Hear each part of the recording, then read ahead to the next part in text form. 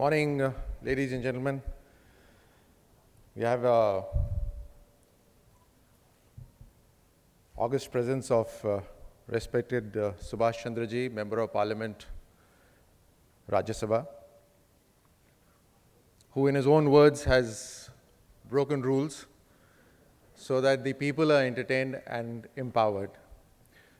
We of course need such people who can think out of the box and bring the future that we dream of. We also have Shri R.S. Sharma Ji here. Don't go by his gray hair. These looks can be deceptive. He's technologically very savvy. He's very high on energy. Every time he meets me and when he talks to me, he's always full of ideas as to what can be done. Of course, like Subhash Chandra Ji said, things are difficult to regulate now. We have Shri Rajiv Singh Ji, Member of Finance, and of course, Acting CEO of Prasar Bharati. I think with his background of being with the largest service provider in telecommunications, BSNL, and now with Prasar Bharati, he could synergize these two services and bring the best to the consumers. Shri George, Shri Y.K. Singh. It's indeed an honor. Today, the people who are here today are, I know, some of the faces are recognizable. And I know that there are experts from India and abroad here. The best of the minds in broadcasting sector, the experts who bring entertainment and infotainment to our houses, to our devices, are all gathered under one roof here to sit, talk together. I think nothing could be better than this, that you all come together in a very comfortable, convenient environment where the new people, the youngsters can also understand, learn from you, learn from the exhibition that's been set up. And you all can think of newer methods of making the broadcasting sector even better. So I compliment the organizers and also congratulate them for the 30 years that you have completed today.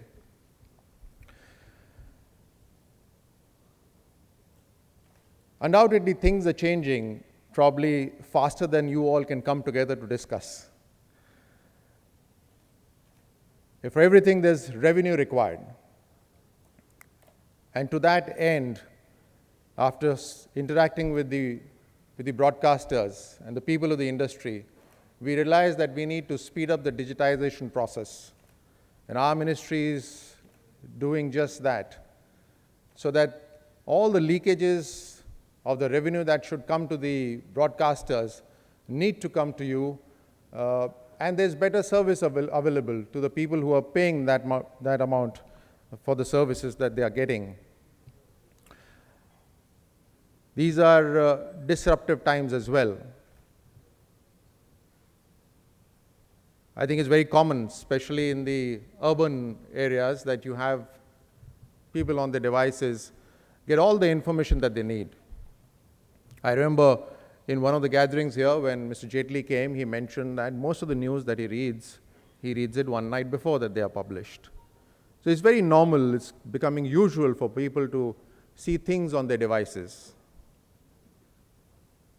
Whether Netflix or Hotstar or Jio, most of the content in terms of the entertainment as well is very easily available on the devices. These are challenging times as well because for us, because on one hand, you have the DTH service providers who are paying a certain license fee and then being able to broadcast what they're doing, whereas the OTT does not need anything of that sort. And they are yet able to reach as many people as possible, and probably more as the devices are on the rise. In the villages as well, I know that for sure because I come from a rural constituency, there are young people with smart gadgets with them, and all of them are able to, whether via the 2G or the 3G, are able to see the content that you all are broadcasting via the OTT. So things are changing. In fact, even the digital word that Mr. Sharma said that is being repeatedly used, I think, Mr. Sharma, it's only because as democracy is an equalizer, digital technology and internet is also a great equalizer. Everyone with a telephone, with a mobile gadget can actually be a channel on themselves. I remember very recently I met a district collector who was having trouble with the local cable operators who were broadcasting news. And he was asking me that what about the rules that can be made to regulate them? And I said, well, these are such challenging times that anyone who has a Facebook can actually live broadcast the news. And he can actually, if he's more organized, he can say that I will broadcast one at 9 o'clock, the other at 11 o'clock, then 4 o'clock, and he sets a pattern. And if he's really good, people will start getting onto his Facebook and seeing the news there. So on the lighter side, of course, there's press here. Press doesn't take the lighter side so easy. They usually print everything. But on the lighter side, Modi ji has taken away the discretionary quota of the ministers, and the internet has taken the regulation by the government. So there's hardly anything left for the ministers now. But these are times that we all have to get used to it. In fact, even if you compare DD Kisan, we've, of course, government has allocated about 80 crores this year. But on the other hand, although there cannot be a literal comparison, but on the other hand, for the digital India, the government has just allocated 10,000 crores. In every village, and I'll tell you the reach, in my constituency, there are about 362 gram panchayats. 95% of the gram panchayats already have fiber optic cable right to the Atal Seva Kendra. That is the kind of reach. And I know lakhs of kilometers of underground cables have already been laid. So it's not too far away a day when the villagers will have all the data that you think you can send to them. I remember when we had a couple of years ago, an internet connection 2 Mbps used to be a big thing. Today, when you see the speed of the internet, it looks like a speedometer of your car. It goes extreme to the extreme right, 60 Mbps and 50 Mbps. That's the kind of speed that's available. But coming back to newer concepts, I think there needs to be a great amount of synergy between all these platforms to be brought together so that the consumer gets the best. And if I give the example again of DD Kisan, as I would imagine, it's just not the content that is being delivered on DD Kisan, but you need to connect that to the radio.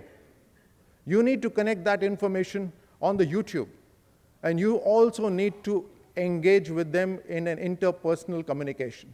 So imagine a scenario where you're telephoning them, they could telephone you, they could see your content on the television, but if they miss out, they could see the content on the YouTube as well.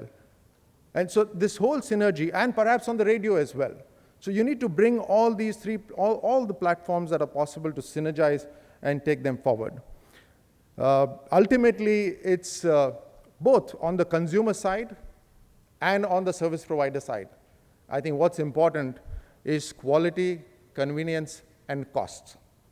Quality of the transmission, quality of reception, convenience of the consumer to be able to see what they want to see. Of course, efficiency for you to deliver that, and the cost on the side of the consumer and on the cost on the side of the service provider. So I thank you all for inviting us here, and I wish you all the best. May you keep getting together. May you keep coming up with newer, out-of-the-box ideas like Mr. Subhash Chandra did, and wish you all the best. Thank you so much.